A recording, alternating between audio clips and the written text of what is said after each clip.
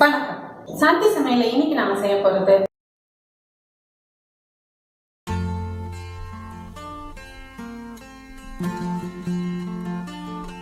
முட்டை குழம்பு செய்ய தேவையான பொருட்கள்.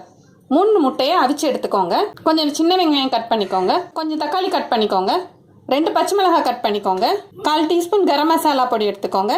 2 டீஸ்பூன் குழம்பு மிளகாய் பொடி எடுத்துக்கோங்க. தேவையான அளவு உப்பு எடுத்துக்கோங்க. 2 table spoon full cream milk எடுத்துக்கோங்க. பாத்திரம் சூடானதும் எண்ணெய் விட்டுக்கோங்க.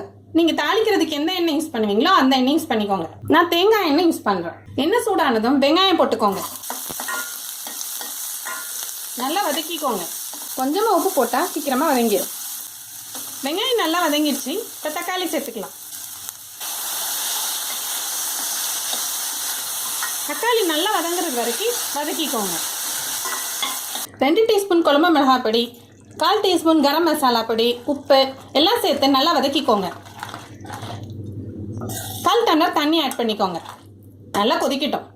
அவிச்சு வச்சிருக்கிற முட்டையை நடுவில் கீறி குழம்புக்குள்ளே போட்டுக்கோங்க. நடுவில் மஞ்சக்கரு ஓப்பன் ஆகிற அளவுக்கு கட் பண்ணுங்க. முட்டை மசாலாலாம் ஒரு 2 நிமிஷம் வேகட்டும். குழம்பு நல்லா ரெடி ஆயிடுச்சு. ஃபுல் கிரீம் மில்க் இப்போ ஆட் பண்ணிக்கோங்க. ஃபுல் கிரீம் மில்க் ஆட் பண்ணிவிட்டு ரொம்ப கொதிக்க விட வேண்டாம். அது நல்லா குழம்புல கரைச்சதும் ஆஃப் பண்ணிடலாம். இந்த குழம்பு ரொம்ப திக்காக ரிச்சாக தெரியும். ரொம்ப டேஸ்டியாகவும் இருக்கும். குழம்பு கொஞ்சம் கொதிக்க விடுங்க. குழம்பு ரெடி ஆயிடுச்சு. இப்போ இறக்கிடலாம். ரிச்சான முட்டை குழம்பு ரெடியாக இருக்குது. இந்த குழம்பு சாதம், இட்லி, தோசை, சப்பாத்தி கூட பரிமாறுங்க. முட்டை குழம்பு சமைச்சு சாப்பிட்டு பார்த்துட்டு எனக்கு கமெண்ட் பண்ணுங்கள். இந்த வீடியோ உங்களுக்கு பிடிச்சிருந்ததுன்னா லைக் பண்ணுங்கள், ஷேர் பண்ணுங்கள், சப்ஸ்கிரைப் பண்ணுங்கள்.